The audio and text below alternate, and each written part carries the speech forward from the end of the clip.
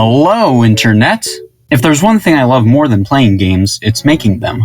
I've made quite a few little games in my time, greatly varying in genre. While they're not much, I'm still proud of them. Initially, the process of game development was much more exclusive to big companies and experienced programmers, but now there's a ton of ways for anyone to make a game, and I'd like to discuss a few. First off, we have the programmable series of NES games, being Excitebike, Wrecking Crew, and Mach Rider. While they were pretty cool at the time, they're very clunky and limiting, and you can't actually save your progress. On the Super Famicom in Japan, there was RPG Tsukuru Super Dante, one of the games in the RPG Maker series. Unfortunately, it's still very complicated and tricky to make anything on a large scale.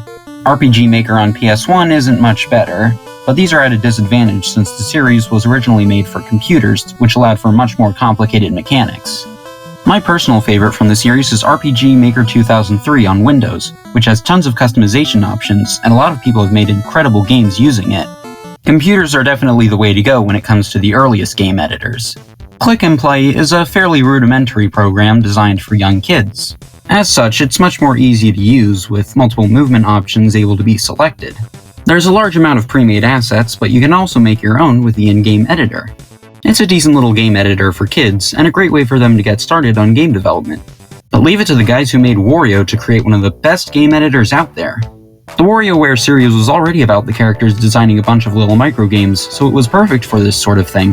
The game comes with pre-made microgames to show you what kinds of things can be done, as well as an in-depth tutorial that's a great introduction to game design, from creating artwork to writing code. You even get to package and ship your games off to this little game shop in Diamond City, and play them like you would in any other WarioWare game. And those were just a few of the many game editors out there. All this talk about designing games has given me a bit of inspiration to make another one of my own, so introducing my latest game. It's a work in progress.